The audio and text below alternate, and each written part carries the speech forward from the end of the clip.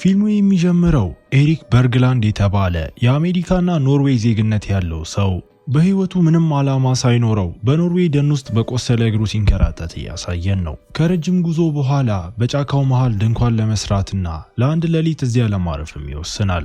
በዚያች ሌሊት ተኝቶ እያለ ኤሪክ በድንገት በስሜት ተረብሾ በሆነ መንገድ ከድንኳኑ ውጭ ያሉ የተወሰኑ ዛፎችን መቃጠል ይጀምራሉ። ጠዋት ላይ በዙሪያው ያሉ ዛፎች ሁሉ ተቃጥለዋል። ነገር ግን ኤሪክና ድንኳኑ ምንም ሳይጎዱም ቆይተዋል። ሆኖም በእግሩ ላይ ያለው የቃጠሎ ቁስል እየባሰበት ስለሄደ በአቅራቢያው ወዳለው ከተማ ለማምራት ወስኖ እንደደረሰም ወደ አንድ ክሊኒክ በመግባት ቁስሉን ለማከም በርካታ ነገሮችንም ሰረቀ። ቁስሉን እያከመ እያለ መልኩ አስፈሪ እንደሆነ ማስተውሎ ስለዚህ ጸጉሩን ይከረክምና በጣም ወደ ተሻለ ቆንጆ ሰው ይለወጣል። ወደማይታወቅ አቅጣጫ በሚጓዝበት ጊዜ ሶስት ችግር ፈጣሪ ታዳጊዎች የአባታቸውን መርሴዲስ መኪና ይዘው አይተውት ሊያናገሩት ሲሞክሩ ነገር ግን ኤሪክ ችላ ብሏቸው ከነሱ መካከል አንዱ የሆነው ኦሊ በሱ ደስተኛ ባለመሆኑ ቤት አልባውን ሰው ማንገላታት ጀምሮ ኤሪክ ዳግመኛ እንዳይነካው ካልሆነ ግን እንደሚቃጠል ለኦሊ ቢያስጠነቅቀውም ነገር ግን ትዕቢተኛው ታዳጊ ማስጠንቀቂያውን ችላ በማለት ጃኬቱን ሲይዘው ኦሊም ኤሪክ ምንም ሳያደርገው በድንገት ይወድቅና ወዲያውኑ እዚያም ይሞታል። ኤሪክ እየሮጠ አምልጦ ነገር ግን በመቀጠልም በአካባቢው ፖሊስ በነፍስ ግድያ ወንጀልም ታሰረ። በማግስቱ ወደ አሜሪካ ተላልፎ እስኪሰጥ ድረስ እየጠበቀ ሳለ የአካባቢው የፖሊስ አዛዥ ሄንሪክ ኤሪክን ልታናግረው ትችላለች በሚል ተስፋ ክሪስቲን የምትባል የስነ ልቦና ባለሙያም አመጣ። ሄንሪክ ሰውየው ከ3 ዓመት በፊት በአንድ ገበሬ እርሻ ላይ 5 ሰዎችን ለገደለውና እስካሁን ላልተፈታው የእሳት አደጋ ክስተት ተጠርጣሪ መሆኑንም ይነግራታል። መጀመሪያ ላይ በምርመራ ክፍሉ ጥግ ላይ ተቀምጦ የነበረው ኤሪክ እሷን ለማነጋገር ፈቃደኛም አይሆንም። ክሪስቲን በሆነ መንገድ ጠረጴዛው ጋር እንዲቀመጥ ልታሳምነው ችላ እዚያም ይህ የሱ ጥፋት እንዳልሆነና መጥፎ ነገሮች እንደሚከሰቱ በመንገር አረጋግጣው የኤሪክን እምነት ለማግኘት ከሌላው ክፍል ሆኖ ለሚከታተለው ሄንሪክ የእጅ ካቴናው እንዲፈታለትም ጠቁማ ከጥቂት ቅጽበቶች በኋላ የኦሊ ወላጆች ፖሊስ ጣቢያ ደርሰው የሟቹ ልጅ አባት ቢዮርን ነፍሰ ገዳዩን ለማየት ሲሞግት ነገር ግን ሄንሪክ ጥያቄውንም ውድቅ አደረገው። ከዚያ በኋላ ኤሪክ በመጨረሻ በእርሻው ቦታ ላይ ሰዎቹን የገደለው እሱ መሆኑን ያመነ ሲሆን እነሱም ዘመዶቹ ሆነው ይገኛሉ። እየተነጋገሩ ሳሉ ከብርጭቆ ውስጥ ውሃን ወደ ላይ በመሳብ ልዩ ኃይሉንም አሳይቶ ክሪስቲን ግራ ተጋብታ ማብራሪያ ስትጠይቀው ነገር ግን ኤሪክም ይህ እንዴት እንደሚሆንም አይረዳም። በተጨማሪም እጁን ብቻ በመጠቀም ጠረጴዛውን ማቃጠል ችሎ ኤሪክ በድንገት እንደገና በስሜት ተረብሾ ሙሉውን የምርመራ ክፍል ማቃጠልም ጀመረ። ክሪስቲን ስሜቱ ኃይሉን እንደሚቆጣጠረው ተረድታ ስለዚህም ወደ ኤሪክ በመጠጋት ኃይሉን ለመቆጣጠር እንዴት ትኩረት ማድረግ እንዳለባት በፍጥነት መከረችው። እሱም በመጨረሻ ስሜቱን ለመቆጣጠርና ትርምሱን ለማስቆም ተሳክቶለት ሳይቆይ የዩኤስ ኤምባሲ ባለስልጣን ሃታዌይ ኤሪክን ወደ አሜሪካ ለመውሰድ ብትመጣም እሱ ከክሪስቲን ውጪ ሌላ ማንንም ለማነጋገርም ፈቃደኛም አይሆንም። እሷም ኤሪክን በሄሊኮፕተር እንዳይወስዱት በጣም አደገኛ ስለሆነ ስታስጠነቅቃቸው እነሱ ግን ሞግተው በዚህ ምክንያትም ኤሪክ በበረራ ወቅት ራሱን እንዲስት ማደንዘዣም ይሰጠዋል። ኤሪክ በበረራ መሃል በድንገት ይነቃና መታሰሩ በድንጋጤ ውስጥ ከቶት ዶክተሩ አሁን ተጨማሪ መጠን ሊሰጠው አይችልም፣ ምክንያቱም መጠኑ ከበዛበት የሚሞት ይሆናል።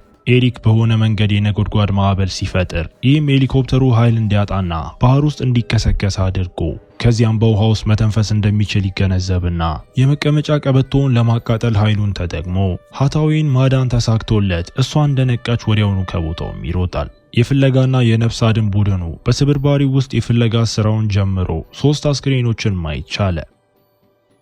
በሌላ በኩል ክሪስቲን ስለ ሄሊኮፕተሩ መከስከስ ዜናውን አይታ ወዲያውኑ ወደ ቦታው ፈጥና ኤሪክ በድንገት በስነ ልቦና ባለሙያ ቤት ፊት ለፊት ሲታይ እሷን በጫካው መሃል ወደሚገኘው የጓደኛዋ ጎጆ ልትወስዶም ትወስናለች። ኃይሉን ያገኘው በእርሻው ቦታ ላይ እንደሆነ ገልጦ በእርሻው ቦታ ላይ የተከሰተው የእሳት አደጋ እሱ ወደ እሳት በመለወጡ ምክንያት እንደሆነም ያብራራል። በሆስፒታሉ ውስጥ ሃታዌይ ለሄንሪክ ኤሪክ የሄሊኮፕተሩን መከስከስ ያስከተለውን የአየር ሁኔታ የመቆጣጠር ችሎታ እንዳለው የሚያሳይ ማስረጃም እያሳየችው በዚህ ምክንያት በተቻለ ፍጥነት ሊያገኙት እንደሚገባ ለፖሊስ ነግራ በማግስቱ ክሪስቲን ከጓደኛዋ ስልክ ደርሷት እሷ ወንጀለኛ እየደበቀች እንደሆነ በመንገር ኤሪክን ለፖሊስ አሳልፋ እንድትሰጥ መክራት ኤሪክ ከነቃ በኋላ የጓደኛዋን ሐሳብ ለኤሪክ አብራርታ ያንን ለማድረግ አስባ ስለነበርም ይቅርታ ጠይቀዋለች። ከመነሳታቸው በፊት ክሪስቲን በድንገት ልዕለ ኃይል ያለውን ሰው ስታቅፈው ለሱ የፍቅር ስሜት እንዳላትም ተገነዘበች። ሐሳቧን ወዲያውኑ ቀይራ የኃይሉ ምንጭ ለመረዳት ኤሪክን ወደ እርሻ ቦታው መመለስ እንዳለባትም ወስና ጓደኛዋና ሄንሪክ ወደ ክሪስቲን መደወላቸውን ስለቀጠሉ ስልኳን ወደ ውሃ ውስጥ ለመጣልም ትወስናለች።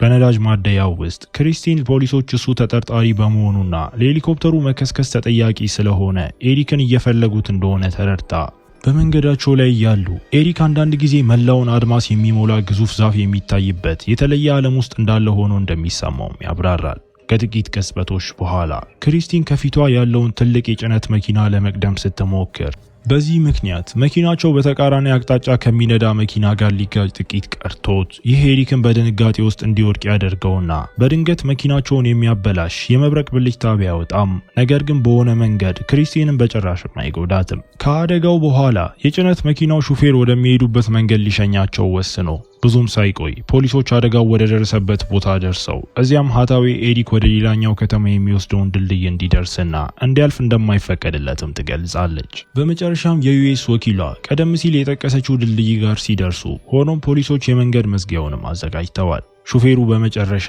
ኤሪክ ፖሊሶች ሲፈልጉት የነበረው ሰው መሆኑን ተገንዝቦ ወዲያውኑ የጭነት መኪናውን ሲያቆም ከዚያም እጅ ከመስጠት ውጪ ሌላ አማራጭም አይኖራቸውም። ኤሪክ ከጭነት መኪናው ወርዶ እጁን ቢሰጥም ሁለቱ የፖሊስ መኮንኖች ግን ጠመንጃቸውን ወደሱ ማነጣጠራቸውን ቀጥለዋል።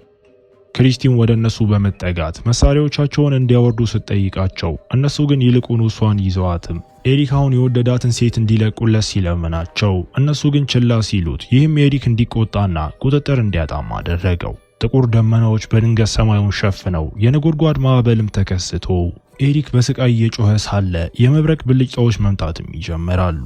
እንደተለመደው ክሪስቲን ወደሱ በመጠጋት ስሜቱን እንዲቆጣጠርም ትነግረዋለች። የፖሊስ መኮንኖቹ ወደ እነሱ መራመዳቸውን ቀጥለው ከዚያም ኤሪክ የመብረቅ አጥር ለመፍጠር ኃይሉን ተጠቅሞ እሱ በመጨረሻ አቅቶ ሲወድቅ ማዕበሉም ይረጋጋል። ሄንሪክ ለመርዳት መጥቶ ወዲያውኑ ሁለቱንም ወደ ሆስፒታልም ወሰዳቸው። የኤሪክና የድልድዩ ክስተት በሰፊው ሲሰራጭ የአካባቢው ሰዎች እሱ አምላክ እንደሆነ ማመንም ይጀምራሉ። አንዳንዶቹ ደግሞ የመብረቅ ኃይል ያለው ቶር ነው ይላሉ። እንደደረሰ በሰውነቱ ላይ ያሉት ቁስሎች እየባሱ ሄደው በቀጥታ ወደ ኤምአርአይ ስካነርም ተወስዶ ክሪስቲን በጆሮ ማዳመጫ አማካኝነት እንዲረጋጋ ለማድረግ እየሞከረች ሆኖም የፍተሻ ሂደቱ ሲጀምር ኤሪክ በድንገት ማሽኑን በኃይሉ ሲያበላሸው በሆስፒታሉ ውስጥ የኃይል መቆራረጥም አስከተለ። ነገሮችን የባሰ ለማድረግ አንዲት ነርስ ብቅ ብላ አንድ ሕፃን ልጅ የልብ ህመም አጋጥሞታልና አስቸኳይ ሕክምና እንደሚያስፈልገው ስትናገር ኤሪክ ወዲያውኑ ወደ አይሲዩ እየፈጠነ ሳለ ቀድሞ የገደለው የኦሊ አባት ቢዮርን በድንገት ብቅ ብሎ የሚተኩስበታል። እንደ ዕድል ሆኖ ሄንሪክ እሱን ማረጋጋት ተሳክቶለት በመጨረሻ እሱን ጥይቱ ያልጎዳውን ኤሪክ ወደ አይሲዩ መሄዱን እንዲቀጥልም ፈቀደለት። ኤሪክ ኃይሉን በመጠቀም ልጁን ሲያነቃቃው እሱም ካለበት ኮማ ተነስቶ ይህም ወላጆቹ የደስታ እንባ እንዲያነቡም አደረጋቸው። ከዚያ ጊዜ ጀምሮ ኤሪክ ታዋቂ ሆኖ ብዙ ሰዎችም እጃቸውን እንዲይዘላቸው እየለመኑት ከዚያም ወደ እርሻ ቦታው ጉዟቸውንም ይቀጥላሉ። በመንገዳቸው ላይ ሄንሪክ የኖርስ አፈ ታሪክ መጽሐፍ ለክሪስቲን ሰጥቷት ቶርና ሌሎች አማልክት በራግናሮክ በተባለው ዘመን መጨረሻ ከሞቱ በኋላ የቶር ልጆች እርሻ ቦታ እንደሰሩና ኤሪክም ኃይሉን ያገኘበት ያው እርሻ ቦታ እንደሆነ እንደሚያምኑም ያብራራል። እንደደረሱ ኤሪክ በመግቢያው ላይ እንዲጠብቅ ታዞ ሳለ ሄንሪክና የስነ ልቦና ባለሙያ ቦታውንም ይመረመራሉ። እሱም ተከትሏቸው ከዚያም ኤሪክ በድንገት ተንበርክኮ መንቀሳቀስ ወደማይችልበት ፍርስራሽ ስርም ደርሶ ሄንሪክም እዚያ ውስጥ የሆነ ነገር እንደተደበቀ በማመን ወዲያውኑ ሰዎቹ ቦታውን እንዲቆፈሩ ማዘዛቸው። በሌላ በኩል ነፍሷን ያዳነላት ሃታዌና የዩኤስ ጦር ደርሰው የሚያደርጉትን በሚስጥር እየተከታተሉ ኤሪክን ለመግደል ትክክለኛውን ጊዜ ይጠባበቃሉ።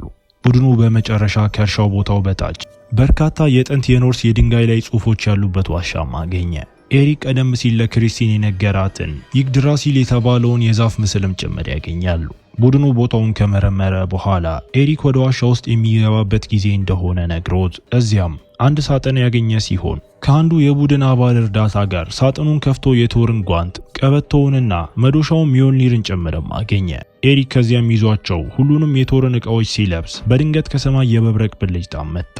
ነገር ግን በዚህ ጊዜ መዶሻው ኃይሉን ሁሉ ስለሚስበው ሰውነቱንም አይጎዳውም። ከዋሻው ሲወጣም ክሪስቲን ወዲያውኑ ወደሱ ቀርባ ይህ በእንዲህ እንዳለ ሃታዌ ኢላማዋ ኤሪክን እንዲገለው ማዛ፣ ነገር ግን ጥይቱ እሱን ስቶ ክሪስቲንን ሲመታት ይህም ወዲያውኑ እንድትሞትም አደረገ። ኤሪክ እሷን ለማንቃት በጣም ቢሞክርም ነገር ግን ሳይሳካለት ቀርቶ ኤሪክ እጅግ በጣም በመቆጣት መዶሻውን በመጠቀም ታላቅ የነጎድጓድ ማዕበል በመፍጠር በእርሻው ቦታ አቅራቢያ ያሉትን ሰዎች ያለ ርህራሄ እያጠቃም እናየዋለን።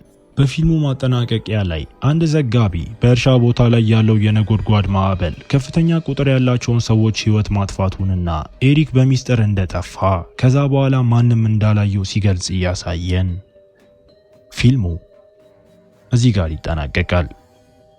እስከ መጨረሻው አብራችሁኝ ስለነበራችሁ አመሰግናለሁ። በቀጣይ ቪዲዮ እስክንገናኝ መልካም ጊዜ